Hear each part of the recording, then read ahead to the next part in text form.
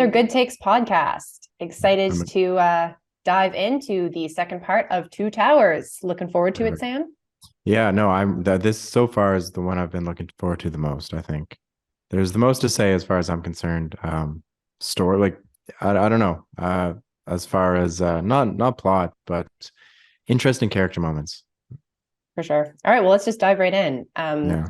Let's try to, start off at the beginning of it. So it's odd because so much has happened in technically book three, but the first half of Two Towers, where Mm. it takes us all the way to Isengard. And we finished off last time talking about that confrontation with Saruman, the differences between the books and the movies, and then that'll come Mm. back up again, I think, when we talk about Return of the King, because it actually happens in the movie version of Return of the Yeah, King. exactly. And a lot happens here in this book that is also in Return of the King. True, which we will get into because I know we have a Yeah. lot to say about the end of this. Yeah, exactly. But so where Right. we leave things, or where we pick up in book four, the second half of Two Towers, is Frodo and Sam have just left the company, and they are on their own, trying and failing to get to Mordor. Yeah. Escape the Emon wheel. I it opens up well, but I think this is like the slowest part of all Yeah. of the books. I think this is when it really kind of grinds to a halt a bit. Um, but they don't. But at the same time, they luckily they don't linger there. My memory had been that both the Emon Wheel and the Dead Marshes was like a super long section of this part of the book, but it chugs along. But it's not, not too much happens except for obviously the introduction of Gollum. Gollum. I had the same thought. Mhm. I always felt like Dead Marshes dragged, and then it flew by for me. We might have just been, younger, more impatient when we were reading this most recently, Yeah, since we picked it up again. But yeah, I agree. It doesn't really. There's not really much to say until they do meet Gollum, and I really love the description of Gollum in the books. I kind of picture him looking a little bit different than he does in the movies, but I yeah, can't help but picture Andy Serkis's voice in my head every time he's speaking. agreed. It's perfect. Like I have to imagine, like to such a degree that this must have been what Tolkien had in mind with the hissings and like the throaty, like oh. And no, it is perfect. How do you picture him? Because in my mind, it's not super different, but it's there's a big I don't know.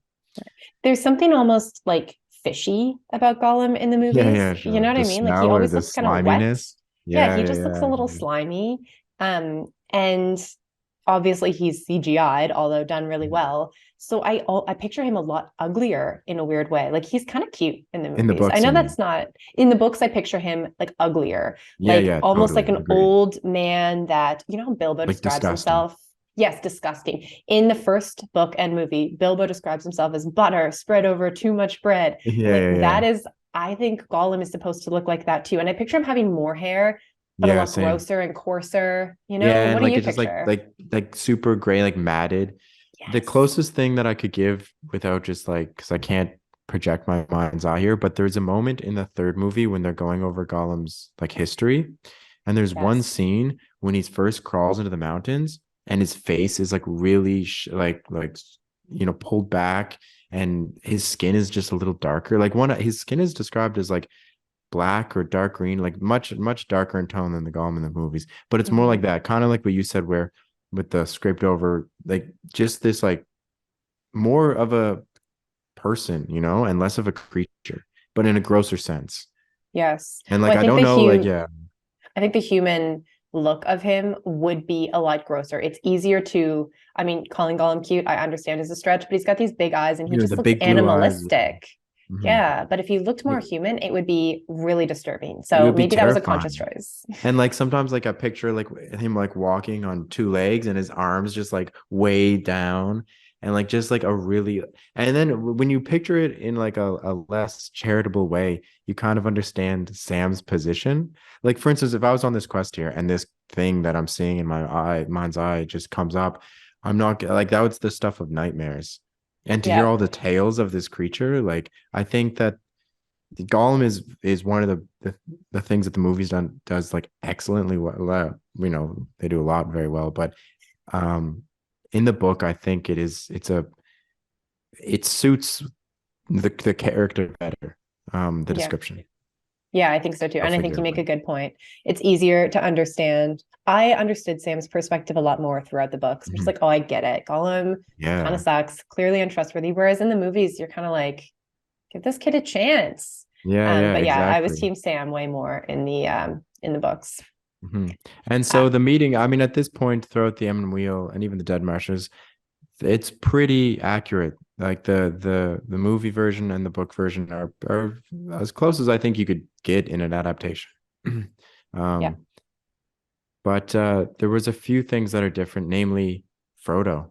I mean, I think he's actually just perhaps one of the most different characters to his movie counterpart. Hmm. Um, but the interaction first when Gollum and Frodo and Sam all meet, Frodo shows that he's no pushover. He's a Like he's boss. not deluded, he's not naive. Yeah. Um, I really liked the interaction of him making like Gollum swear on the ring. I think it's super interesting, the nature of the promise. Yeah. Um, A lot more uh you can tell there's a real hold for whatever mm, reason. And he, I mean, he does, there is that line in the movies that, the ring is treacherous, it will hold you to your word. that's And right. there's only so much you can do in the movie visual, but yeah, the connotation in the book is definitely that this is more of a unbreakable vow, to use a Harry Potter Yeah. reference. Yeah, no, but totally. And it's like Frodo gives Gollum like a few warnings about like just like you need to be very careful with how you're even wording this and whatever like thing is in your heart, like this is gonna undo. He's just straight, he says at the very beginning, just straight up, this is going to be essentially the end of you. Like whatever you promise here is it's gonna twist it and it's gonna be to your ruin. And this kind of goes Um, back to the elvish perception of Frodo, because elves have a little bit of that foresight, like Elrond. And not that Frodo necessarily has the foresight, but it's just an interesting thought because I do find Frodo so elvish in the books. And his ability to kind of see the path that Gollum is on without fully seeing it is really interesting, because he certainly does allude to that when he has this promise, this interaction with Gollum over the Oath of the Ring. it no, it's very true, and you see this more and more with Frodo, and it raises a good question. So I want to get your thoughts on it. This elvish nature of Frodo and his sternness, and Sam describes him. I think during that, I have a snippet of the quote here, but how Frodo he looks like a stern, like a mighty lord, um, that has hid his brightness in like a great cloud, like just making this like lordly and like a leader essentially. What do you Mm. think that is? Do you think that is just Frodo's upbringing having been associated at least tangentially through Bilbo with the elves? Do you think it's the ring? Because this thought went through my mind Oh, where is it the ring that's giving him this power? And oh, before I let that's you jump in, there's a interesting. third one where I don't know if it was the effect of the Morgul blade when Frodo gets stabbed, but in Rivendell, if you remember, um, Gandalf makes mention about how when he's looking at Frodo in the bed, how he looks almost like a clear file or clear lights or something to be filled with light, and Hmm. how he's like a little not more remote, but something has changed. Yeah. Like, what do you think it is about Frodo that lends himself to this? That's interesting because I never even considered that the ring could play a role. But now that you say that, I think that totally could be the case. I always just assumed that it was because, unlike any of the other hobbits, Frodo has had exposure to the elves, which is explained a little more in the books. Bilbo has taken him, like he's met elves. He's not, Sam is so enchanted by this prospect of meeting elves and going to Rivendell. And I don't know if it's ever stated that Frodo's been to Rivendell before. I don't think he I has, don't think but he has, no. you do get the perception that he's met elves before and And he that, speaks a bit of Elvish because I forget the name of the elf who they first meet within the Shire. right. But they speak Elvish. He gives them the greeting. Yeah. So yeah, I mean that was always my assumption as well. But then it was that moment, and then I forget specifically. Maybe it'll come to me as we go along. But another moment where I'm just like, wow, like Frodo was really impressive, like to the degree that like maybe it is just the effect. I'm not sure if it is, but it did cross my mind. I was like, I never considered that. Like maybe the ring is having not only like a negative effect on him, let's say. Hmm. Yeah, no, that's really interesting. I think you could certainly be onto something with that, especially to that point that Gandalf does notice that change after he's been touched by the Morgul blade. Also, he's been carrying the ring for a period of time where he hasn't been before. Mhm. But I also like the idea that there's something else to Frodo that none of us can fully, not even Tolkien has like really described, and that is arguably whatever that essence is why he is the one who's able to do this, Mhm. because other hobbits could not even do it. No, you're is right. kind of the assumption that's made, and kind of it's not kind of between the lines mentioned, but it seems like for whatever reason Frodo is the only one who could have truly been the ring bearer. So I always wondered if it was a nod to that, but you might No, really be onto that's a something. very good point because I think so other people will know far better than I do. But there's a letter, I don't know what the number of which, but where Tolkien essentially describes that about how there's no other being, at least at that time in Middle Earth, who could have gotten the ring as far as Frodo did. So Yeah, you're right, that it could just be the innate quality that kind of allowed him to be the one to bear the burden, which is kind of a pity because it's a great quality to have. But if that's the reward, so sorry, Frodo. But no yeah, kidding. and just to dwell here just for one more moment, again there's the promise on the ring. There was something that like I wonder even when Gollum is making the promise on the ring, like is Sauron aware of this? To like not in like a maybe like an overtly conscious way, and not certainly not placing them in the world, but is like does this activate something in his perception? Like because if the ring is binding Gollum to the promise the ring being an extension of Sauron. Like I like you just really Mm, get the sense that there's a will that is not a good one because it's going to twist Gollum's purposes. That's active here.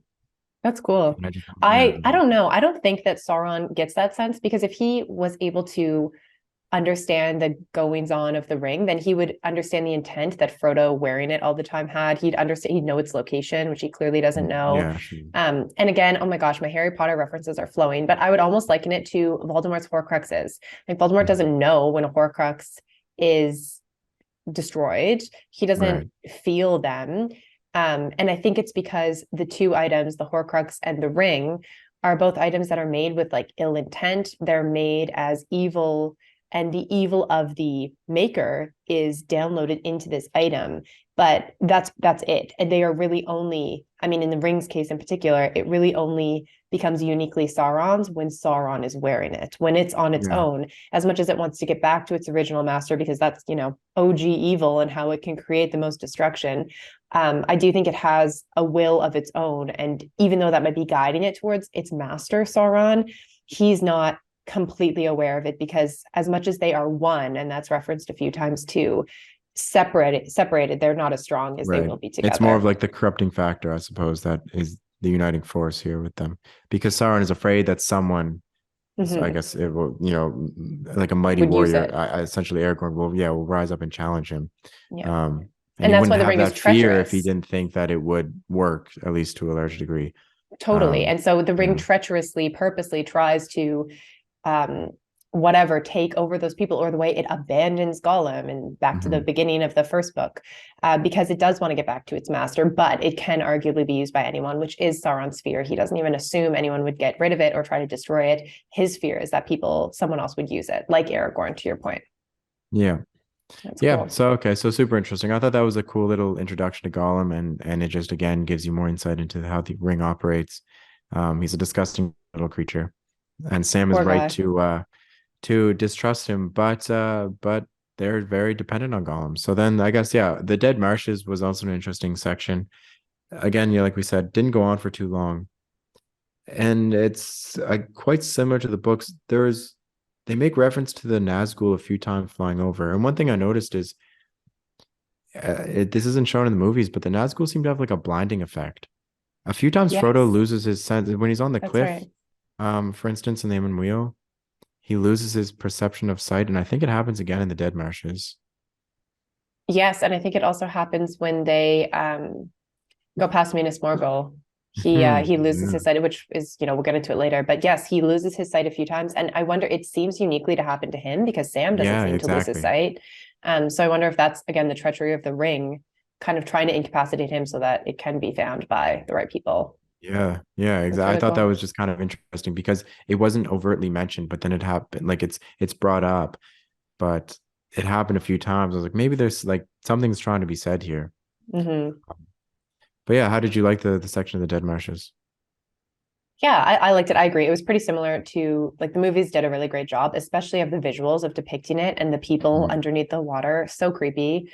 Um, I thought it was really cool. But I do have to say, I mean, the whole book 3, second part of Two Towers, is so interesting. We're going to introduce one of my favorite characters very shortly. Yeah. So this part did kind of drag a little bit for me, even though it went by much quicker than I remember. The rest of it is just so not even action 10 packed, out of but 10. so interesting. Yes, like you just need to go on. So it was, there's not too much to say. One thing I did notice, which I think the movies did so well, and it's really interesting how they did it, is how you differentiate Gollum, stinker versus slinker, as Sam calls them. Because in the books, Gollum gets this flash of green light in his eye when he's That's being right. stinker, when he's kind of being his evil self.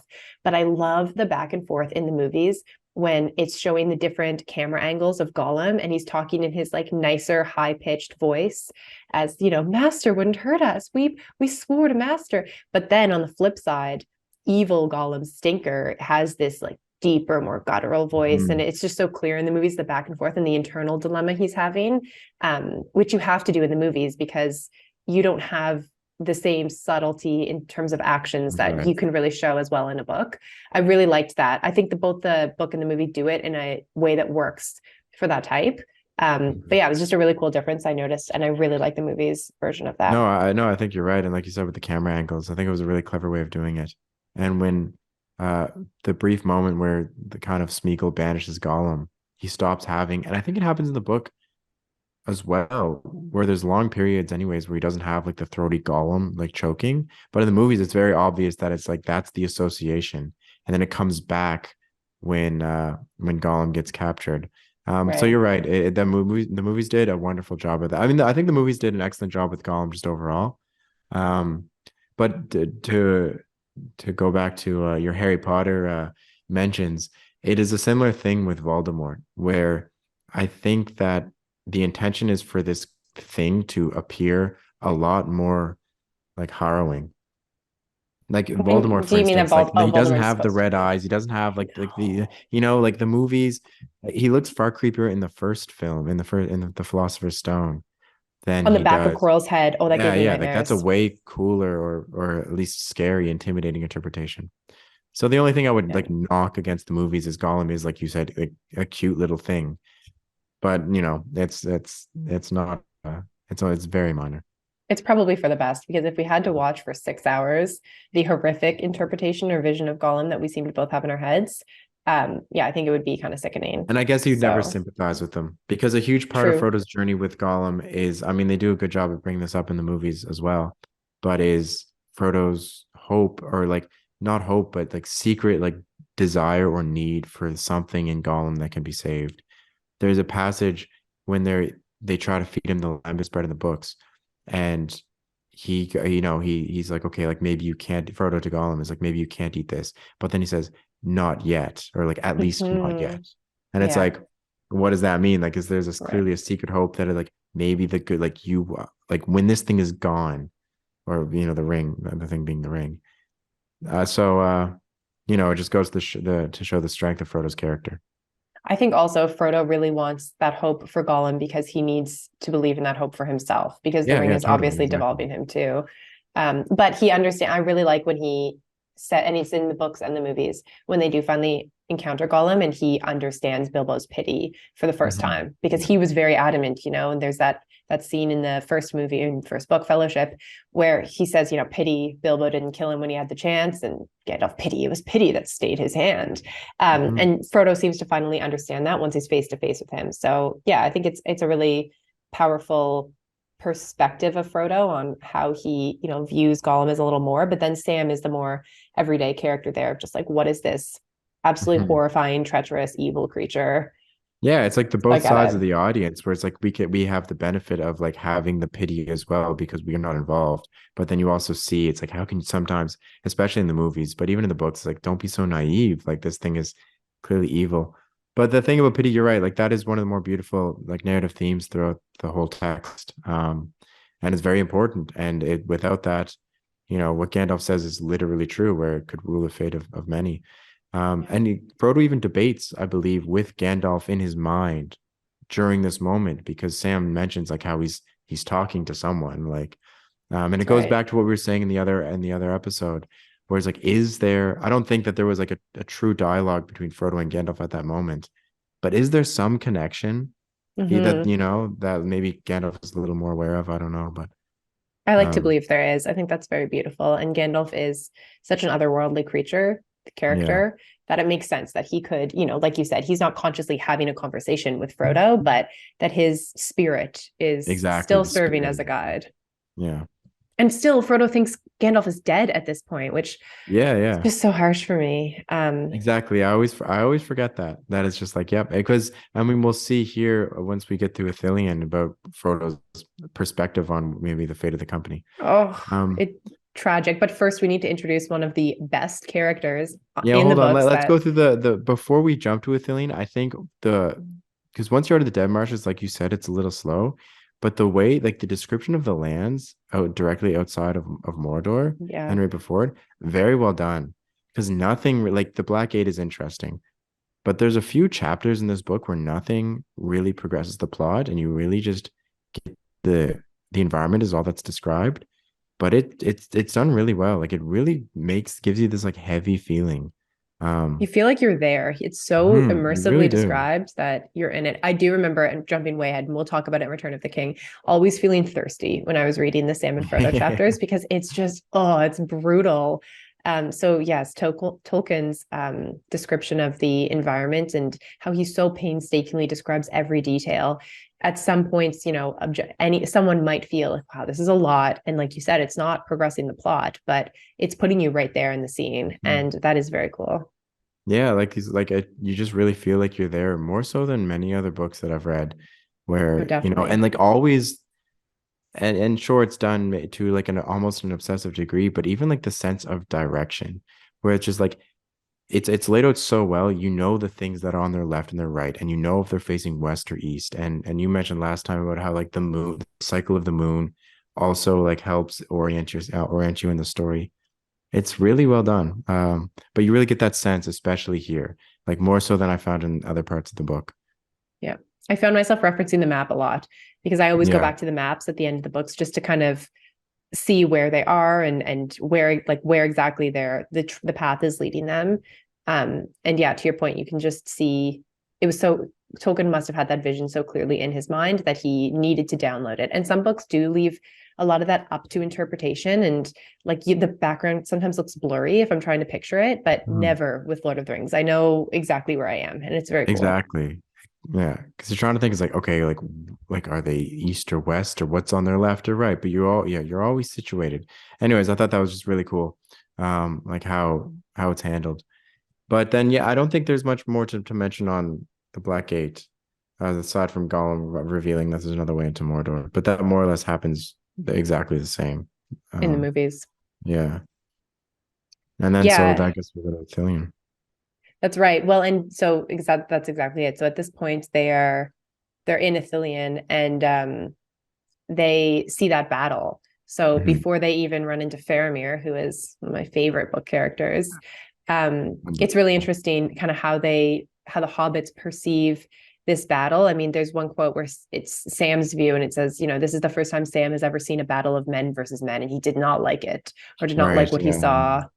And then Faramir in the movies has this line. So when he meets Frodo and Sam, and it's right after this battle has taken place, and there's a dead Haradrim, I guess, or one of the men that's for Mord on the Yeah. I Mordor think. side. And Faramir's like, I wonder where he came from, and if he really wanted to leave his home, and blah blah blah. And anyway, it's not blah blah blah. It's actually a beautiful quote, but I don't know it verbatim. But that's actually Sam's inner monologue in the Yeah. books, and it's really cool that that is kind of their first perspective, and you kind of get the sense that they don't necessarily have a lot of understanding of men as people. They had no Strider, but they don't really encounter men that often, so it's kind of Sam's maybe first time really perceiving that, like, oh my gosh, this war of men versus men happens. It doesn't really seem like something that happens among hobbits, so probably a Yeah. foreign thought for him, No, but it's it a is really very good cool. point. Because like I would like, at least in none of the narratives that I'm aware of, do you get anything about a hobbit taking up arms against other hobbits? Like you're right, it probably does seem like a very foreign thing. Like everyone can get behind the idea of slaying a few orcs. But yeah, very true. So I think it's well served for Sam to have that moment. I think it goes to show the to use a, a word consciously, the quality of either character, both in the film and the movie, that because I think it works for both characters. I think it makes Yeah. total sense coming out of both of their mouths. That Yeah. little that little note. Yeah. Um, but yeah, and I'm glad that because again I'd forgotten this, but there's the whole potatoes scene in Yes. the books. Yeah. Potatoes. Yeah, I don't think That he was has the again, exact I'd boil no and memory mash of them, that stick being. them I in a thought that was stew. another film thing. They elaborated on a little bit in the film and make it a little more like punchy and funny, Mhm. but that scene was so And got the hilarious. stew in the film looks. I like when I was picturing in the book, it's just like hot water and rabbit. But oh my God, it looks so good in the movies. Yeah, they took It some like liberties Sam sprinkles there. like the parsley or something on it. Yeah.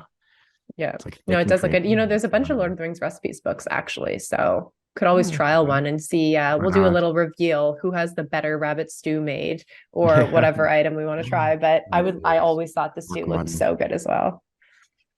Yeah, I'll look into that because I know they make those like those cookbooks. I think there's a Harry Potter one as well, right? Some butter beer. I have that Um, one. oh, Yeah, you have it. I do Have you have the made anything cookbook. from it? I've made a couple little stews. They have stews with like dumplings in them that are made more of not like a potato dumpling, but like big bread hunks. I mean, you'd be familiar with that because I feel like I ate quite a lot of them in Munich when we were Yeah. visiting in Germany. But it's been a while. I don't think I've made a meal since I've had this puppy, which is only 4 days, but it feels like a lifetime. But they're all That's really not bad. hearty. So it usually is like a winter, Yeah, I okay. So I usually just imagine eat on Lord the of the winter. Rings might have a similar kind of. It might even be the same author doing all of these cookbooks, just throwing Star, food if so. on them. Yeah, Genius it's a great move. idea. Yeah, yeah. Anyway, after the rabbit stew, and I think that's even the title of the chapter, something Yeah, about of stewed stew. rabbits or of herbs and stewed rabbits or something. Yeah. That is where they encounter the other men, Hmm. and they meet Faramir for the first time. And God, Faramir is so different in the books and the movies. Yeah. It's interesting how some characters are so similar and then others so different. And I think we can get into it a little more, but it speaks to a character arc that they wanted to create in the movies, which I get. Hmm. But wow, I am a huge fan of Book Faramir. I think I have a crush on Book Faramir. Like he is He's astounding, actually. incredible, just incredible man. And so the way he's like sitting down with them and speaking when his men are first there, and then when they take them into their little hideout under the waterfall, which I can't recall the name of right now. No, I'm also blanking on it. It's got some, I think some Elvish or some old. Yeah, no, Yeah, I didn't. I didn't I write it also down. forget something about like the moon. Yeah. Generally, what happens in this part of the world, so everything's named after the moon. But no, I also forget. But I do love that scene when he's initially talking to Frodo. I mean, even though they're hobbits, and especially to these guys who I imagine don't even know what a hobbit is, Faramir might be somewhat aware, just like how Theoden is in the old tales. But he always treats them very seriously and Yeah. gravely. Now, I mean, they're at war, so it makes sense. But the exchange between Frodo and Faramir when Sam wakes up from his nap, it's wonderful. They're a little like it's like a game almost Hmm. of not cunning, and they're not trying to manipulate each other, but both are trying to just only say as much as they have to and kind of sift out who the other person is. For sure. And they're both aware that they're each holding something back. And Exactly. it again speaks to Frodo as this like very logical, kind of wise individual because he's not trying to reveal too much. And, you lose a little bit of that in the movies. I think Frodo is just a little bit portrayed as a little bit younger. Um, but Mhm. I really like the way he's able to hold his own in this conversation with this Yeah. like man of war that's leaving an entire army. And yeah, it just really says a lot about Frodo. And to your point, Faramir is super respectful and treating them, with candor, as in people Yeah. are in this area. This is our territory. We have to always be on guard. So we have to take this seriously. But, there's Yeah, a little bit exactly. of Because I think he even hospitality. says it's like anyone who's here is without leave is like their life is forfeit. But he Hmm. gives them the time of day, and I really like that little exchange. And there's a moment when Faramir is kind of pushing Frodo a bit, and Sam just can't take it anymore, and he goes up and because I remember you texted me, I think, when you're at this part of the book, and you said you weren't too happy about the relationship here. Everyone sees old Sammy boy. Um, is there The anything you have to say master, on yes, I'm over it. I am over it. Hang on. I thought I did. Yes. Okay. So that's exactly it. So Sam, you're right. He can't take anymore. He goes in to defend Frodo, who truly didn't really need defending. Like Frodo No, is not at holding all. his own. Yeah, big Um, time. but Because Sam makes a few slips, and not only there, but also later on in his heated moments of passion. yeah. Okay. So I didn't actually bookmark it because I really just try to bookmark the like or highlight the quotes that just I find really compelling. Yeah, But he's like, you should not speak out of turn in front of your master, Samwise. It just exactly. enough with the master servant. I'm sorry. I don't like it. I'm over it. He's his gardener, okay? He's not his servant. I just don't like the portrayal of the relationship as master servant. That's fair. Sorry. And I don't think you're the first person to hold that opinion. And it's just something that we don't relate to this in this era whatsoever. And I don't even really know No. what era they're harkening back to in it. But the only the not that it needs defending by any stretch of the imagination, but the only thing that I would say for it is, for starters, the character of Samwise Gamgee would have it no other way. You know what I mean? Like there's no Okay. you've never given the impression that Sam is, like, especially when, I mean, we'll see just how he feels about Frodo and Cirith Ungol, but I think first and foremost Sam is very happy, not only happy, but I think he derives a lot of purpose in this. Like in my mind, what I'm trying to say with all of this is I think the book, it shows this as like a good, and not some, like, I'm not, obviously no one's making the case that this is how the modern world should be at all, but I don't get I never really, it's not weird to me when I read it. Like I think it just makes total sense in the frame of the narrative, and then also just in how the peoples of Middle Earth view not each other, not like it's a hierarchy of like a lesser person, because in many ways Sam is much greater than Frodo. Yeah, my But favorite. I think there's this idea of like living more for someone else, or giving yourself to something else, Like that soldier I think mentality that in a way. relationship really, yeah, exactly. Hmm. That I think that relationship really highlights. Um, Okay, I kind of see that what you're saying, but I still can't agree. I think that Sam has this protection. He wants to protect Frodo, and so I see that that is kind of the point you're making. He would have it no other way because he wants to be that individual that is there for Frodo, to comfort him, to protect him, to serve him if needed. But I yeah. don't care. I think that you can have that Oh, in friendship too. fair I enough. think there are friendships where you feel very protective over somebody, and I just like don't speak before your master. Okay, Faramir. I mean, you are one of my favorites. Shut up. Like enough. So I did text you because I was like, because The it big hadn't riff, come up man. in the book since. I was thinking, okay, the lines are blurred again. Like I'm not really noticing this at the beginning of the fellowship when Sam is like cooking and I don't know, just doing everything and it just feels very servile. That didn't really Yeah, come up again until Faramir's statement. And that's why I texted you. I said, this I is remember. disgusting. I'm over this. We will address in the podcast. I just think it's laid on really thick. I mean, there's a number of things. It's the times, I don't know. But reading it today, I don't like it. I think Sam could have just been the best goddamn friend Frodo ever freaking had, and he freaking loves him, and they could have left it at that. So I will not change my opinion on that, but I hear your points and I acknowledge them. Acknowledged.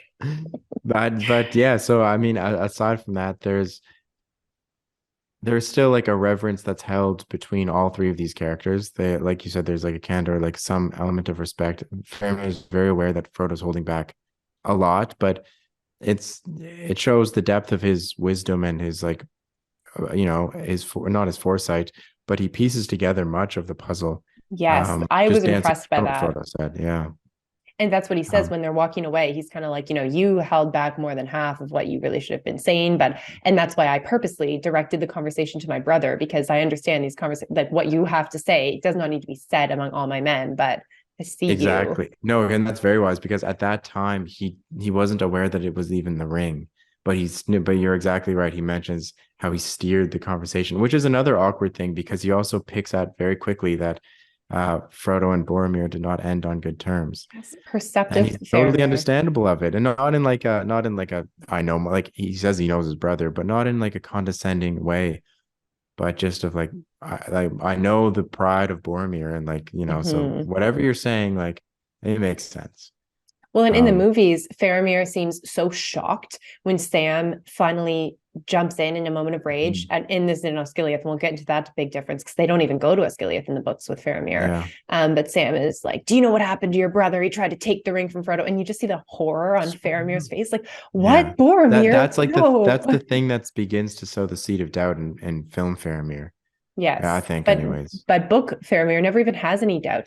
This No. line I want to get into when he explains that he knows of Boromir's death, but very just quickly while we're talking about that, there is this line when Faramir says, "I would not take this thing if it lay by the highway," speaking about the ring, "not where Minas Tirith fallen in ruin, and I alone could save her. So using the weapon of the Dark Lord for her good and my glory. No, I do not wish for such triumphs." And I mean, that in the movies, there is that moment, a chance for Faramir, son of Gondor, to show his quality. And Mhm. we love that line. We talk about showing your Yeah, it's quality so hilarious. much. It is absolutely hilarious.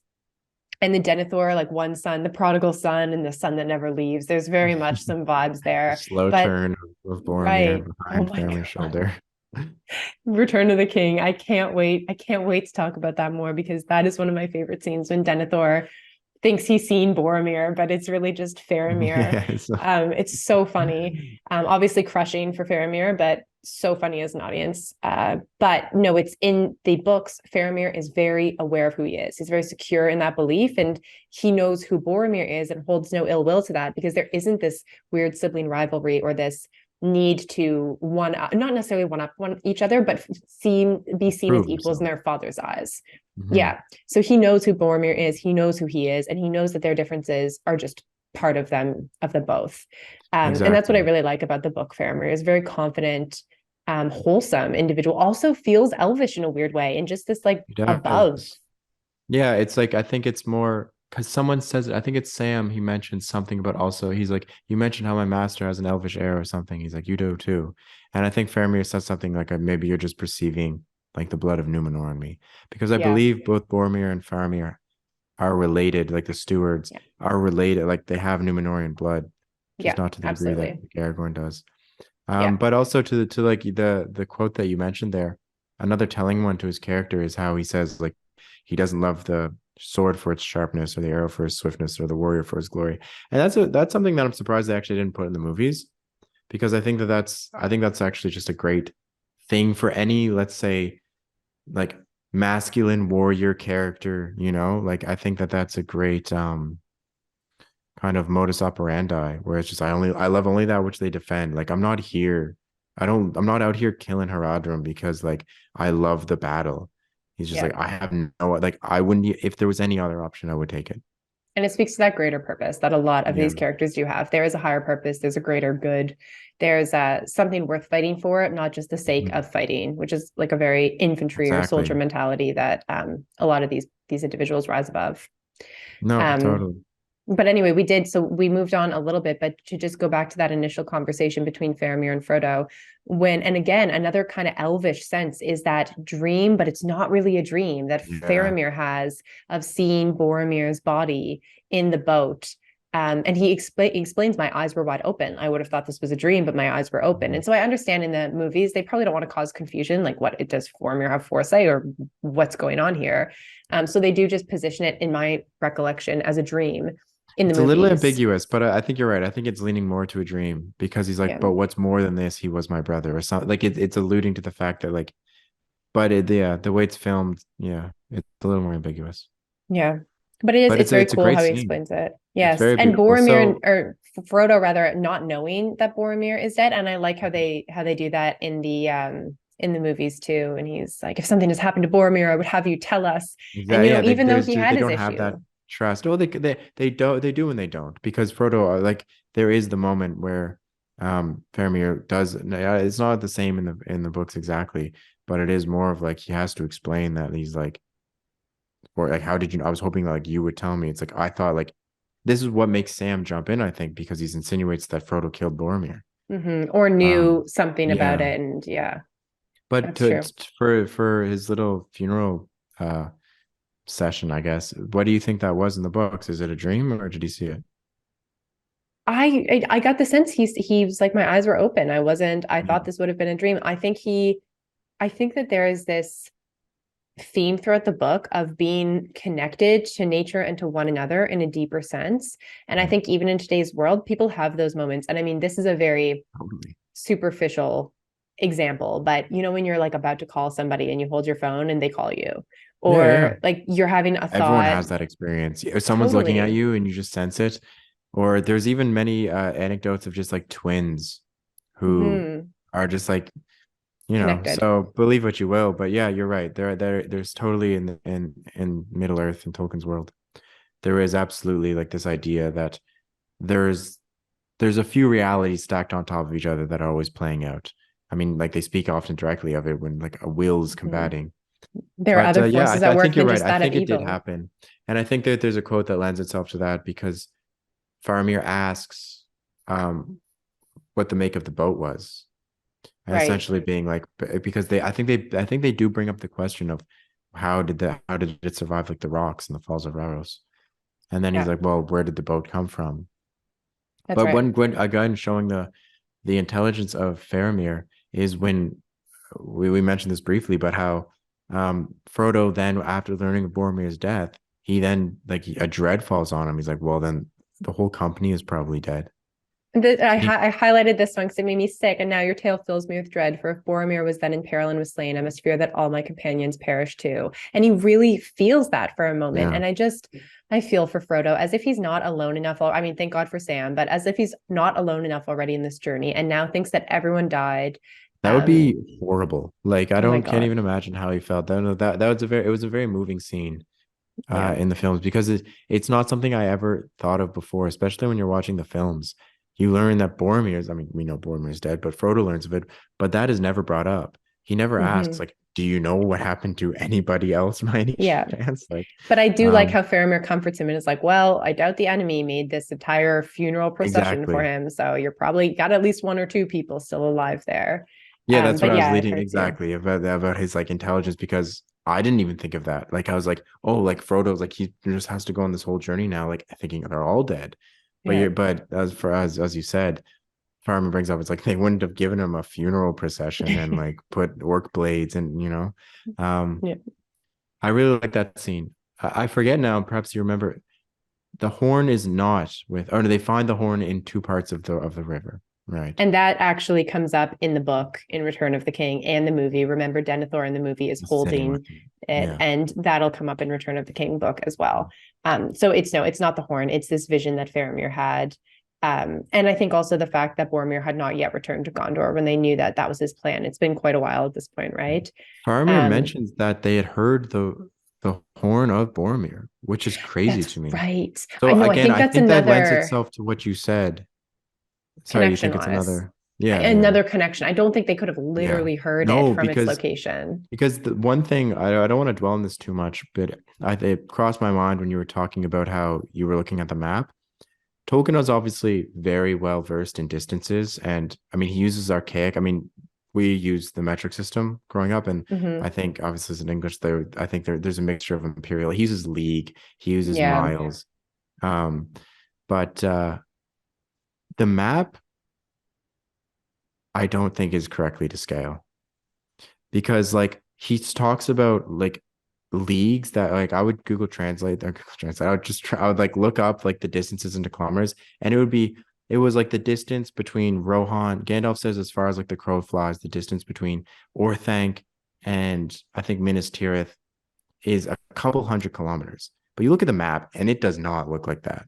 Like a couple Well, hundred you don't know kilometers, that like his map's to scale. You don't know the scale that Tolkien is working with. How dare you no. But question what I this mean man is like, speaking in but you leagues? if you even look at like where they are. Hmm. So for instance, okay, let's say that they did hear the horn in Gondor, way up in the Falls of Rhoros. On the map, they don't look that far away. But in Tolkien's in the book itself, when they're speaking of leagues and distances, it's vast, it's huge. Basically the extent of Europe. But when you look at the map, it looks like it might be like France and No, Germany, that's fair. Well, one argument or counterpoint to that could be that they're not going as the crow flies. They're going to have to walk around a ton of No, different of course. obstacles. So Yeah. they're probably I just doubling mean I only back. mentioned that because that's how he gives the distance. He's like, as the Yeah. crow flies, this is the distance. Anyway, it's a Right. minor thing. I'm sure there are a ton of super nerds online that have very much to scale. I've done Oh, a they will precise eviscerate you. analysis. So yeah. But I've just I thought about that just with the horn blowing. It's like I think there's no way they could hear this. Like Well, I don't but care how loud that horn is. no, that's fair. But that again leads me to this connection that Faramir has with Boromir. I assumed that they did not physically hear the horn, that it was again like that twinning connection, or I know they're not twins, that familial connection of Mhm. my brother is in peril, and in my mind I'm hearing the horn because he would only blow this horn at the most dire of need, and I Right. never got the sense that they actually heard it from a physical location. Yeah. Okay. So But it's an interesting. interesting thought. Yeah. But I mean, there's so much more to this book too, and like we've dwelt a lot on Faramir because he's fabulous. I do think that we don't necessarily need to talk too much, unless there's something you specifically wanted to mention, of when Faramir brings Frodo to his kind of hideout. So it's done pretty similarly in the books and Mhm. movies in terms of finding Gollum. Frodo even feeling guilty about like not lying to Gollum, but convincing him to come with him and trust him when he Mhm. knows that He there's tricks these, him essentially. Like he could have been yeah. a little more forthright. Hmm. Why there couldn't have been a little more like honesty in that conversation. But regardless, Gollum obviously should have also just understood. He should him out of anyone maybe even should know the dangers of wandering about and what happens when you get caught. Yeah. No, so but the last thing I would say is just Faramir when it comes out and Sam has another little like I said, passionate outburst. Hmm. And then he reveals that it is this thing, this secret, whatever it is that Frodo's holding back is indeed the fact that he's carrying the ring. I was Right. surprised that they tell Faramir pretty straight up about how they're going to destroy it. But it's just to end off with like the fact that Faramir says that he doesn't even want to see it. He Yeah. references the quote that you said about how he wouldn't pick it up. He's like, I'll take that as a vow. And he's Yeah. essentially, aside from Tom Bombadil, he's the only mortal character that has totally resisted the temptation of the ring. Because even Yeah. Galadriel, like she's immortal, but even she plays with the idea. Like she has her like test and she Hmm. passes it, and good for her. She's a great character. But um, I think I get why the movies have his little arc. I think it's I think it just more so for Denethor than Faramir, and more so like you get in the center of the family. But I don't think it would need it to be. I think Faramir is actually a really complete character. I don't think it takes Hmm. away from the power of the ring to show that here's someone who's like it's not impossible for someone to like. I don't think Faramir could destroy the ring, but it's you can still have a good heart, and that can really set you a good way on resisting Hmm. it. Exactly. It can serve as a resistor. I got the sense, and I don't, it's just an assumption that to what you just said, the movies probably just didn't want to show anyone else that could resist it. The whole point is Mhm. Frodo's the only one who could go on this journey. So how are you now explaining this Yeah, it's like man so who corrupting and yeah. But I agree. I really enjoy Faramir in the books. I don't think he had to be different. And the fact that he is works in the books, and we'll get into it in Return of the, or in the movies rather. We'll get into it in Return of the King, because it is a lot. It does impact Denethor and kind of his character a lot more, and how he views his sons. And it makes sense when you see that hostility that Denethor has towards Faramir, why Faramir would consider this opportunity to really show his father his quality, and that he was able to do something that Boromir couldn't. So Exactly. I get it in the movies, but I really, really like Faramir in the books. And I like him in the Me movies. The too. actor's great, but it's just he's not the same like in compelling character that he is in the books. But I do love the moment in the movies when he says, at last we understand each other, and they are in Osgiliath, because in the books it's so turnkey. Faramir is so clearly not going to intercept them or impede their journey, that he just lets them go. And he does have the line, my life will be forfeit because I let you guys go, but I'm going Mhm. to do it anyway. But the way that comes together in the movies, he has them so close. He's within reach of giving this to his father. He's at Osgiliath. They're being He attacked. sees it. At some point, he has the ring on his sword, on his Yes. blade. And he's like looking into it and clearly getting entranced by it. And then he still has that moment in the end where he allows them to leave. He Hmm. doesn't, succumb to the power of the ring in the movies as well. And I like that they go to Osgiliath, because one of my favorite scenes of all of the movies, and I think many people's is Sam's incredible quote, by rights we shouldn't be here, and he gets Mhm. right into it, and it's, again, every amazing quote is verbatim Tolkien, so it's beautiful in the books too. It comes a little bit later, but No, I but it was liked very the well timing served of in that that moment. And in the with the movie. backdrop of the victory at Helm's Deep, and then also the Ents at Isengard. Oh my No, God, it I was agree. just That is one of the beautiful. most powerful scenes in any film that I've ever seen, anyways, like even just going beyond the Lord of the Rings itself. Yeah. Um, and yeah, so I think I agree with you, where Osgiliath did something for the films, and I understand why they took that alternating course.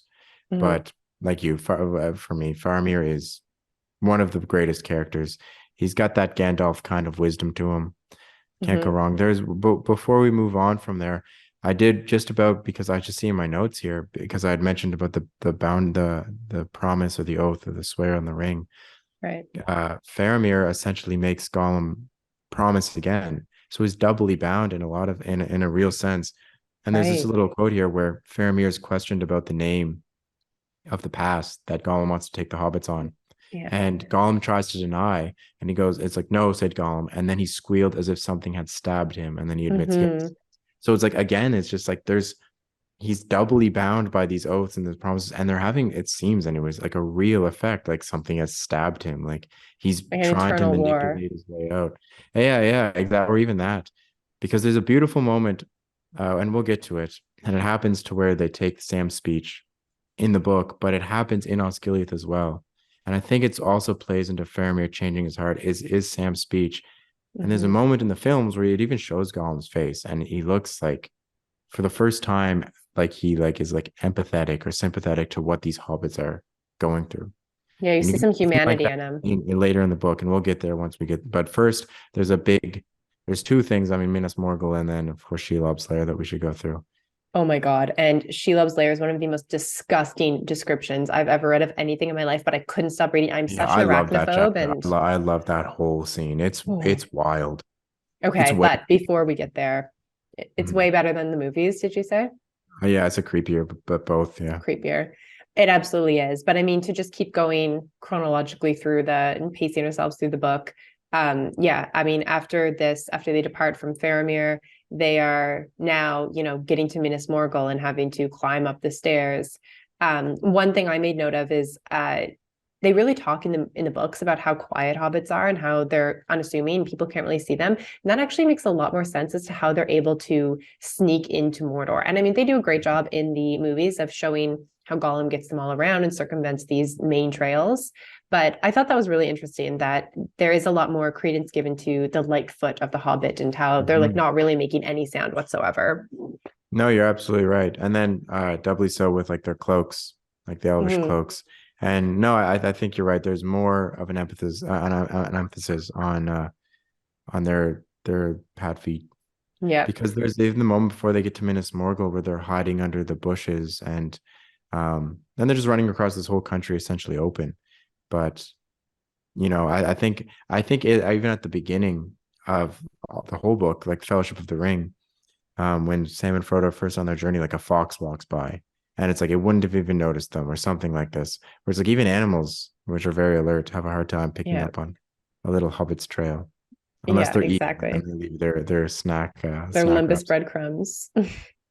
Yeah. But No, yeah, I so thought that was Minas very cool. Morgul, I thought it was also a cool part. They don't really either you don't stay there too long, but it's, in my mind, it was more of like a ghost town, not in like the Western sense, but how I was picturing it was in the movies, like the Army of the Dead, they like for a moment when they're all coming out, you see, like that was how I picture it in the books, almost Mm, like it's physical, but more like ethereal, more. right. Um, I very think they creepy tried to mood convey though. that in the movies with like the green light because I don't know that it's Yeah. necessarily called shown as a green or described as a green light in the books, but it is described as this It was like a literal storm. dead city. Yes, it's a Yeah. storm and it's communicating with Barad-dûr. So you're getting Barad-dûr and Minas Morgul are communicating through these lights. Mhm. And oh my God, one moment that hit me so hard in the books is when they are hiding Frodo, Sam, and Gollum right around Minas Morgul. The doors open, the army starts coming out, and Frodo has this realization when he sees this vast army that he's never seen an army like this before. And he's like, even if I destroy the ring, no one is going to be around to know that I did this Yeah, because yeah, look at this exactly. army. And it's just really, oh my God, Frodo is just on the most, I don't know, not pointless because it's certainly not pointless, but like futile in the sense that Yeah, he's doing futile, something folly, hopeless. Yeah. hopeless. Like no one is even gonna, he honestly believes that no one is even going to know that he's achieved this and he Mhm. still has to do it. And it just, again, really speaks to his hardy character that he's able Yeah. to continue. But that one was painful for me.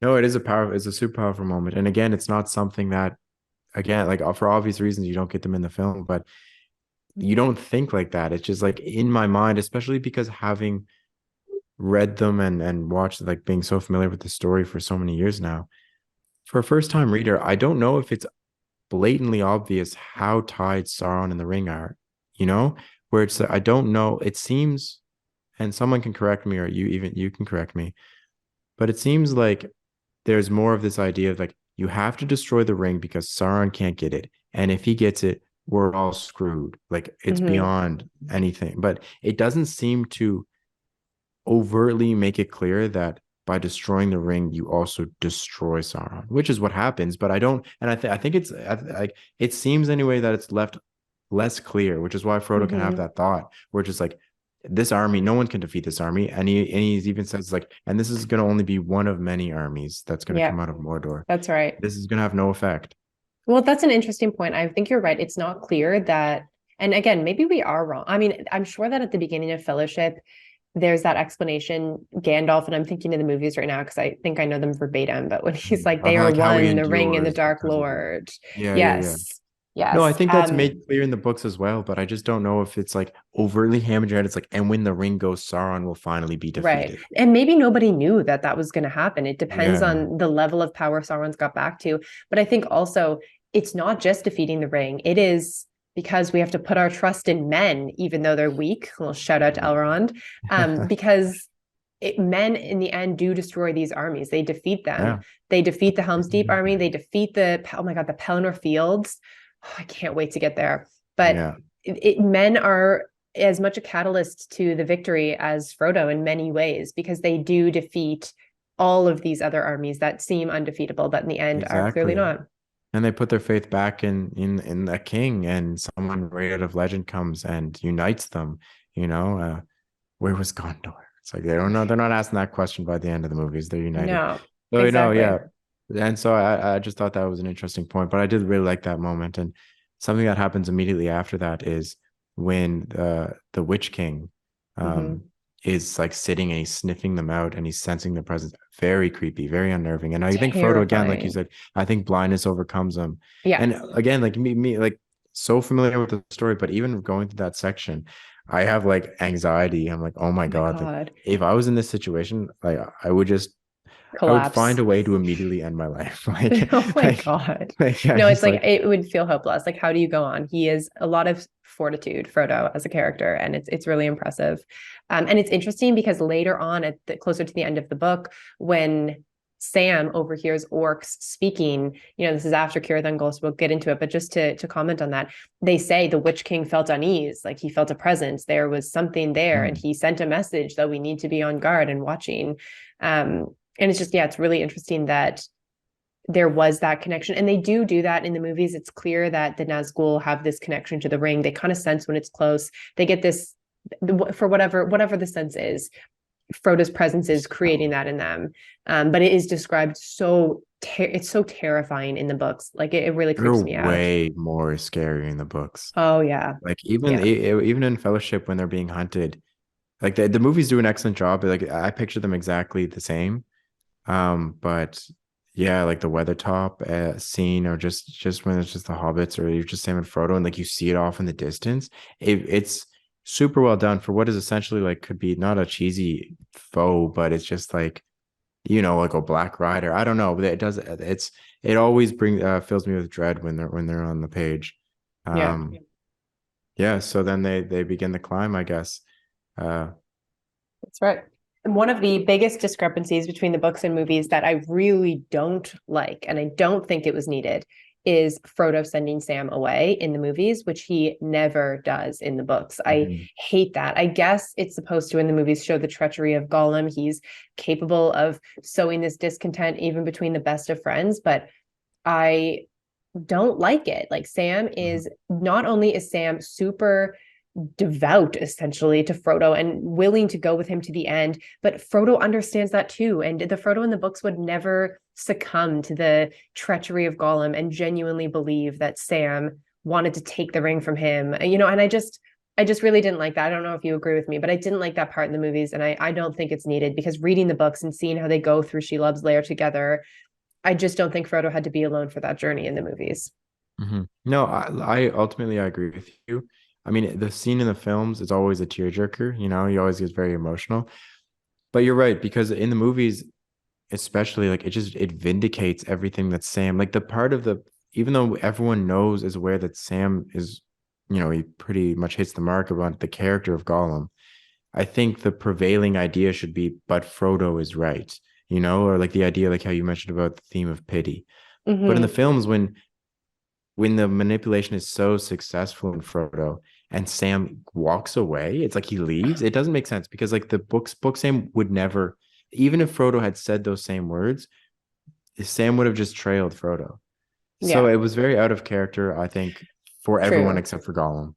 Yes, but I agree. I totally agree. It was completely out of Yeah, character. But I do see how in the movie's portrayal, it was Sam feeling so defeated and rejected in a way. And then the second he realizes that Gollum had been planting these seeds, and he finds the crumbled up lembas bread, and he clearly he crumbles it was. up And I'm more in like, his fist. Oh my yeah, God, what a moment! And runs right back up. I mean, okay, yes, but there's enough anxiety and tearjerkers in this movie without that scene. yeah, I yeah. don't No, need to be I agree. crying I the whole don't think time. it fits for even like the movie character versions of Yeah, themselves.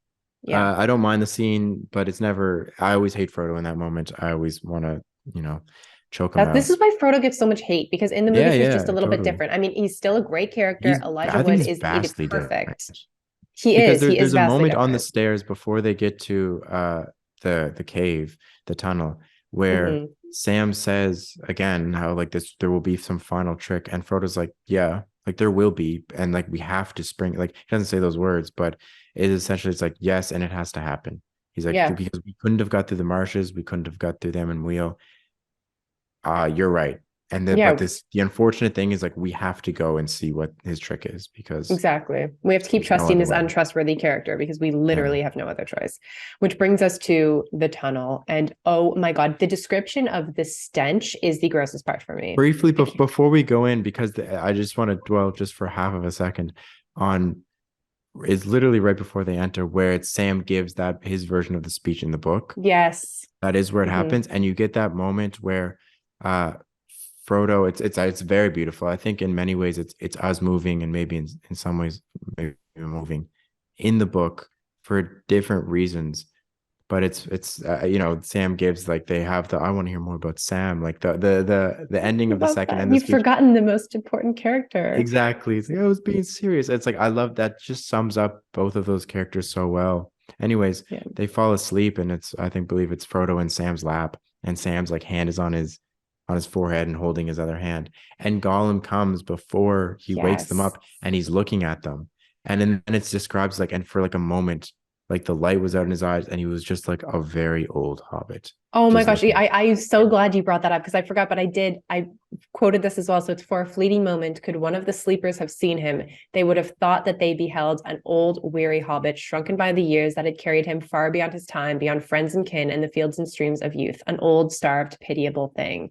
Yeah, just And chill. I just yeah, got chills there, and it's like, I think that is one of the most beautiful moments thus far, and probably throughout the entirety of the text. It's just, it sums up again like everything that Tolkien wants to put into this, with the idea of pity and evil, and then the effect, and just ultimately love. I love that moment, and I think from, I don't, it's not in that quote there. Maybe I'm misremembering, but I feel like there's a second where he even has a thought of like how he could be there too, and yeah. it's like And he Sam could be wakes like, up and is like, "What are you doing what are sneaking you gonna about?"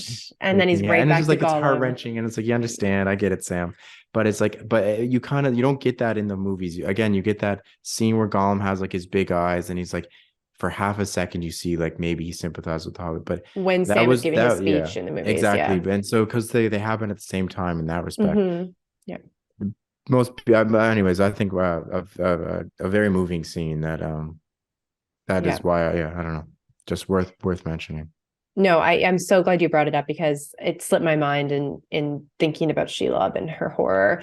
Mhm. But that Mhm. is it is one of the most beautiful scenes, and it makes you as the reader, because to our earlier points of being disgusted by Gollum and having a much more morbid description of him in both of our heads, it really makes you pity him for one of the Mhm. first times, especially if you're a first reader, because we all know why to pity Gollum, and you see his redemption in the end. But if you're reading this for the first time and you're thinking this creature is disgusting, and then you get hit with this quote of just, okay, I get where you're going with this. I should Yeah, feel it some makes pity yeah, for you him. just feel guilty. Like, oh my God, am I so hard in my heart? Like, of course, Yeah. this little thing is just Pitiable. yeah, it's just pitiable, exactly. Yeah. And because I really like Tolkien's idea of pity, because in the modern sense, I feel like the word pity is something like if someone's like, I pity you, it's very condescending, Yeah. but that's not at all the implications of pity. And I guess how like the word would have originated just in our own language, but especially in Tolkien's world where It strikes me as it's more sort of empathy. yeah, exactly. It's empathy. It's empathy. It's like love, or at least like an attempt to see a goodness that has been like marred or something, Or you to better know. understand someone versus just taking them at face value. I Mhm. agree with you. The way that we would use the word pity today would come off as a negative, and that's not supposed to be the point in these No, books it's at just all. like very, it's more poetic. Yeah. But yeah, so with the tunnel, Shelob's lair, I think the description of Shelob more of like you get to the spider part, but more of like this Malignant. supernatural existential, yeah, Yeah. like this like tumor of like just like this entity. And like you were saying, like this the way he describes the smell. I feel like I can smell it. I'm just like, oh my God, I get it. It's, oh, I was honestly feeling horrified, and I couldn't stop. I had to read these two chapters in one, because Yeah, you just yeah, need to yeah. know what happens, even though I know. And you're right. She is, yes, she takes the form of a spider, but she's not really a spider. She is this evil, insidious being that is just happens to look Malice. like a spider, but is so much more disgusting and so much more evil and cunning. And oh my God, it's It's crazy. so gross. And And like the way, I, but sorry, oh, go sorry, go ahead. ahead. No, no, No, you no, go. no. Oh, I was just Okay. gonna say that Peter Jackson, I think you told me this, but he's an arachnophobe, and he was like, Yeah, this is that's the right. hardest part for me. So he doesn't make her probably as creepy as she could have been. But she's, I mean, I am an arachnophobe, and I can watch the Yeah. movies and be like, okay, this is fine. The No, yeah. Aragog and Harry I Potter was was just gonna way say worse. The way, because you hair. get the hair and like Ah, the milky eyes because like the ah. cataracts. But like the introduction to Shelob, because you don't find out she's a spider until she stings Frodo essentially, because Yeah, they just like they just the eyes, like eyes in the darkness just like lighting up. It's horrendous, and it's just like has like this will. And I mean like you are right where it's like I believe, I mean in the Silmarillion, Ungoliant, which is the mother of essentially of yeah, Shelob, also takes the form of a spider, but it's she's like a spirit. It's the exact, it's right. like the same idea where it's just this disgusting thing that's been inverted on itself. The Yeah, description is horrible, but horrific. to counteract that is bringing out Galadriel's light for the first time. Yeah, Very powerful. All scenes involved with the light here. yeah, Um, it's that's interesting true. because I wanted to ask. I think I have it in my notes here, but I just quickly remembered it. Um, but it's just essentially both when Sam and Frodo wield the light, they speak Elvish, especially Sam who doesn't know any Elvish. And I was wondering, it's like, what do you think that is? Is that Galadriel speaking through them? Is that just some connection?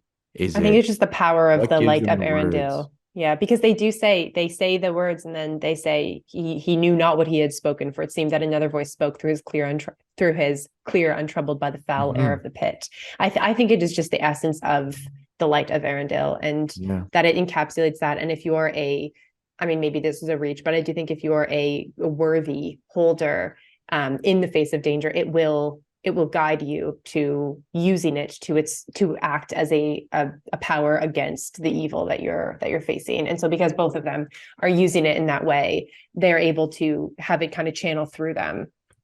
No, I think you're totally right because you see that with Sam, especially at the end, how it like it. There's a beautiful quote, I forget it, but how it emblazons with like the passion in his heart. Yeah. And Sam also has, it happens a little differently in the films because it's Frodo when he falls, but Sam even has a vision of Galadriel in that Yes. moment. Um, and again, I thought it was just quite cool how they're always harkening back to one Galadriel specifically, but just the elves. And like you mentioned, like Arendelle and like the light. We talked briefly about this last time, but having now been far more familiar with the Silmarillion this time around, I'm noticing way more connections like that. If you don't even know at all, it would give depth to the story, but you wouldn't know what's going on. Where Sam mentions about like the great tales, like he mentions Beren and Luthien and how this Hmm. Silmaril came to Arendelle and how he was in the sky and how that light is now in the file. And when you have that background knowledge, it really, I don't know, it's quite cool. You don't need it, but It I adds love the idea something. of like they're in the same story that Middle Earth or Yeah. Arda, which is like the world, has been Yeah. telling. Well, and As that's something Sam says in his quote in the books too. He's like, I wonder which tale we're in. And Frodo responds like, it's the same tale and it's exactly, just different exactly. characters. Yeah, and You're soon it's we'll not pass essential out. to the plot, but it adds No, an added layer for, people like us who are rereading them multiple times exactly. and No, no. So really trying if to for find anyone something out there new. who's not read them or hasn't braved the Silmarillion, it's worth it. It's worth it just to even Yeah. do the reread because it's not, they don't, when it's mentioned, which is a few times, it's not often, but when it does, it's just like you're like, wow, like you really get a sense of living history. Yeah. No, we Um, should actually discuss the Silmarillion at some point once we get through the full trilogy or the full book. yeah, yeah, Because there is a lot to discuss there. I haven't read it in quite a while. But I'm sure a quick refresher would be really nice. And it's you're an right. It's interesting how much it is weaved into this. I mean, Tolkien's creating an entire world here, and it's painstaking how he has made sure that every detail is included. And it's just really it's cool to see wild. the depth of Yeah, it. I don't know how he did it. I really don't. Yeah. But Um, okay, so yeah, we can go to the, I guess, the fight of Gollum's last treachery and the fight of the spider Shelob. Oh And my gosh. Well, the description of her, I don't even want to read because I think, I'm sure most people have already read the books, but it's just horrific. The way they talk about her swollen body in the yeah, yeah, bloated yeah, bag exactly. swaying and sagging between her legs, it is Squelching. like I actually can't stay on it too long. So I'm going to keep gagging and people just don't want to see that. But one thing that I really enjoyed was obviously the fight between them, and we can talk about it. But one of the quotes that I saved is that when Sam is charging, I mean, he sees Frodo get stung by Shelob, and he just flies into this furious rage. And there's this quote: "No onslaught more fierce was ever seen in the savage world of beasts." Like, Yeah, yes, Sam such a was heavy quote. an absolute Yeah, G. Yeah, it's really crazy how he is his. And I when my note was literally just Sam's epic defeat of Shelob is so much more powerful in the books because it's great in way the more movies powerful. too, but Yeah. like it's crazy. He's so filled with rage and passion, and then I do like the fact that Shelob actually ends up being her own undoing because it's the Mhm. force in which she tries to attack Sam, and it's like she's never, as a creature, she's never even felt pain before, and she did it to herself. Exactly. I know because she drops down on the sword. No, I know. I think that's an excellent point because it goes back to what we were saying in the other episode where a reoccurring theme is like how evil hurts itself in Tolkien's world. Yes, It's always its own end that it brings itself. evil shall off Um, bar evil. yeah, exactly, exactly. And like you said, how it's like she's never known pain, and now it's like the horrible pain, and that's when Sam brings out the light. I agree. It's an incredible climax. It was more satisfying, honestly, than the climax of Helm's Deep. Like I I think had so so too. much fun reading that. Like there's a better Yeah. word for it than fun, but like all the passions of it. And Gollum's final act, because what leads Frodo before this happened, Frodo gets obviously nicked in the neck by Shelob's stinger, Yeah. and then Gollum, the two servants of Frodo, have a little duel. Um, yeah, but no, but I think it's actually an interesting dichotomy how they're True. both because they're both servants, and it's like Yeah. the little angel and devil on your shoulder, because they're opposites of one another. Sam Right. wants the best for Frodo, and Gollum wants the best for himself. It's like a very heaven and Right. earth kind of like, I don't know. I Conflict. thought it just when they were fighting, I just had this image of my mind. It's like these are like two sides of Frodo in a sense that are warring over themselves. True. The Um, Hobbit and then the ring bearer. mhm, That's an interesting exactly. take, actually. Oh, that's cool. And And then I didn't write this down, so I'm not sure, but I believe that Gollum actually has the upper hand in this fight, but he takes a moment to kind of gloat, and that's then exactly that is right. his Yeah. undoing. Evil shall off Yeah. anyway, whatever the quote is, mar evil. But he again is his own undoing because he takes that moment to whisper something treacherous or Mhm. gross to mean or whatever it is, degrading to Sam, and then Sam immediately gets the upper hand again, and then ends up, overpowering him and succeeding in the end. Yeah, no, I'm glad you brought that up because I'd taken note when I was reading, I was like nice, but I'd forgotten that here. Because yeah, you're totally right. And it's like very explicit there. Uh, and I think there's a very good reason as to why it happened, as to why, these themes I think that are always brought up to the fore. Yeah. But yeah, so I love that. I love that whole section. I love from Minas Morgul. I mean Faramir as well. Yeah. Like we're not quite done yet. We can finish off with Cirith Ungol with the tower, but Yeah. we're nearing the end. Um, Which is great because we're already up over at, the hour mark. yeah, exactly. We can wrap this up.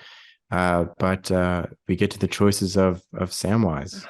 Love Um, this chapter. Although Master, I do have to say, I Master guess it Samwise now, not Servant Samwise. that's He's the right. best. No, that's it. Well, and I guess that might be Master of the a Ring. exactly because he ends up being master of the ring. And I like that we get to see a lot more of Sam's time with it because in the movies, you don't even know that Sam's taken the ring. Again, this is That's all in right. Return of the King from the movie perspective because Yeah, yeah. Two Towers actually ends from Sam, Frodo, and Gollum's perspective with Gollum warring with himself back and forth. We can't kill them. And then, but she could do it. And you don't even know who she is yet. So all of Shelob is in Return of the King movie. But it's interesting because when Frodo wakes up and he's like, they took the ring, and Sam's like, they actually haven't. Yeah, got him. No, but I really like seeing him with it. Although before he takes it, the turmoil he has in leaving Frodo and knowing in his heart he really shouldn't, even though he knows he's dead, again, just kind of speaks to that. I There's a pray that I higher love power at work. something as much as Sam loves You Frodo. don't love me that much? That's I so love you, rude. but like, come on, like that is just. No, it's a It's depth it's that, honestly it wants to bring you to tears the way he's just like so torn over this choice. and in the books and the movies, the line, don't go where I can't follow. I mean, oh my The God. tearjerker. Sam is the best. I do not regret calling him my favorite fellowship character. He truly No, is. no, no, and it's well served. It's totally well served. Yeah. And he has a great moment where there's like again a debate, and you have to wonder where is it just purely internal, or is it the same force that kind of made Frodo take the ring in the first place in the council? Mm. It's just like Frodo spoke with a voice that wasn't his, essentially. But he Yes. has this debate about like it's like, and it's very humble of Sam, which is honorable. But he's like, I can't be the one to put myself forward to take it. Like I can't finish it. But then the voice is like, you haven't put yourself forward. Like you've been put forward. Like so you That's step why the up. It's council time. gave, because he's like, the council assigned Frodo. That's why the council gave him companions. You're right. And it Exactly. again is like a voice that isn't really his guiding him through this. I like to think it's like Galadriel or Gandalf or someone. But at the Yeah, end a of the day, little what it or essentially is just, Luvatar once more showing his hand, which right. we'll get to in Well, Return of the Silmarillion King. There's a reference. very yeah.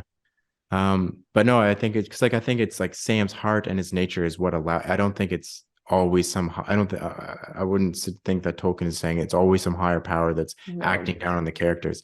But I think it's like the good heart that would open themselves up to some connection that Mhm. more or less allows them to play a part in the story. Well, and we all have that too. It's like your inner, there's an inner essence in all of us that is more than just your head or even your heart in some way. There's a guiding light that, doesn't necessarily a higher up downloading this thought, but it's a feeling that Something we all removed from have. your thoughts. It's like Yes. you have your thoughts, and then you have the thing that like watches your thoughts. Like a higher part of you. Yeah. No, it's No, very cool. I thought that Tolkien did a really good job at uh showing Sam's, back and forth. And something Mhm. that very important, I think, that happens that doesn't happen in the movies is that Sam actually wears the ring. He puts it on. Yes. It's And it very gives him the cool. power to understand at least The the black orcs. speech. Yeah. I love that whole scene. It's a shame that that's not really in the movies because him being able to hear the dialogue and wearing the ring and kind of sneaking up behind them. I love that whole exchange. And I love that's another, we talked about this a little bit in the last one, but that there's kind of more humanity, or I don't know if that's the right word, but there's Mhm. more to the orcs where you understand Yeah. that they are kind of just forced into this battle. I mean, yes, they're evil creatures, but they have their own doubts, they have their own thoughts. And you don't really get that sense in the movies that they are autonomous thinking creatures, but when they're back and forth, the two different, there's the Cirith Ungol, whatever that tower is, and then there's the orcs from Mordor, I guess. And maybe I have that wrong, but anyway, there's Oh two no, you're different right. groups of orcs, right? And they're like, oh, Maybe that's well, what it we've is. heard it's not going that well. And when they think, it's so funny when one of them is like, well, we've clearly found the culprit that had, worried the Witch King. And the other orc is like, what are you talking about? Imagine the cold-hearted, brutal warrior we're up against who would just leave his partner here. And Yeah, like, we just are up against some monster. And it's little tiny Master Samwise. I love yeah, the description of him. It's just so good.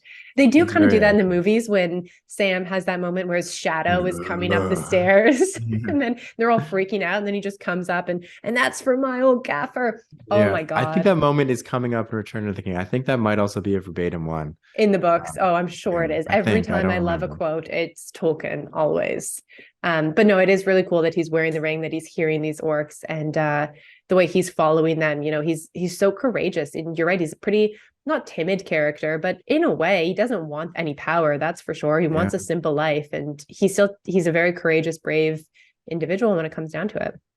no, exactly. And I just briefly on your org point, I do agree because you did mention this last time, and because it is in this section where they talk about how they want themselves to win the war because maybe it will go back like the good old days when there was no Mm-hmm. bosses, as they say, and they could Right. just like go back to being, marauders or raiders on the road, essentially. Um, you do get a sense where there's like actual characters, and I mean the benefit is that they're named. Like you get like alerts and fellowship, but I think that's like a behind the scenes like name, like you don't, to use your word, like humanity, like I also don't know what else to say, but you do get that impression. One thing that is interesting, I'm just seeing in my notes here, just to quickly go back to Shelob, we won't dwell, but it's not clear in the movies, but Gollum has like a relationship with Shelob, not like romantic, Yes, because he but like actually goes and he kind of tells her worships what's her coming. He's like, essentially, hey, I'm going to yeah. bring you meat. And it says like he's like the orcs say in that scene how like he's returned before. It wasn't even like in like a passing, like he's been back, and he like does like have like some not a Hmm. worship, but some reverence for Shelob. Well, understanding that Mhm. she is this Distinct. powerful being and, that while he can use her to his advantage, he's not really manipulating her because she's, just letting him go because he's a basic scrap of meat and there's much more riches to be taken. But yeah, he has that because the orcs allude to that. He must have, that little slinking creature was here making a Yeah. deal with Shelob or whatever. Just Yeah, no, it is really interesting that there's more depth to that relationship between Gollum and this creepy creature. Oh my God, I'm gonna have nightmares tonight about massive spiders because of this yeah. conversation. The sack or the big body. Yeah. But no, that's where they end it, right? Sam is he Mhm. finds a way through the passage after Yeah, hearing the jumps orcs talk back over. and forth, and he's going to get Frodo. Yeah, And he exactly. finds out that Frodo isn't dead, which he again in the movies, he's just been, paralyzed essentially Yeah. by Shelob's sting, But he and needed to think that because if he didn't think that, they all would have he been never would caught. have Like taken it. it was very like what would be the term? Not a coincidence. But it No. was, it's very good that he decided to take the ring. But his intuition always was not to leave his master. Again, I think the prevailing maybe theme of this conversation is some connection.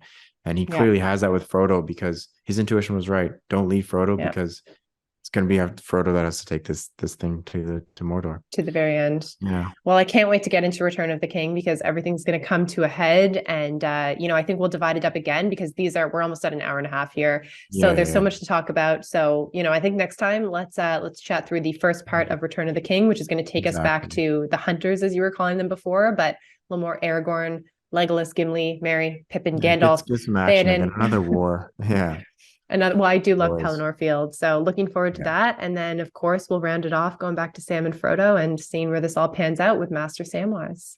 Mhm, yeah. And his choices. Awesome. But all right, yeah, excellent. I love this part and I'm glad that we got to discuss it because it was awesome. And for anyone Yeah. that's not hasn't read these books or hasn't read them in a while, it's so worth it. Oh, You yeah. Pick see them up things again. that you just have never before every time you read it. 100%. And, I think a lot of people, some people at least have just seen the movies and love them for that. And then have maybe heard the books are long or they're tedious or whatever.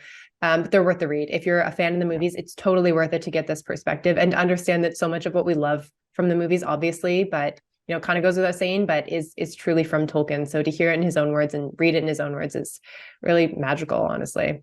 agreed. Yeah.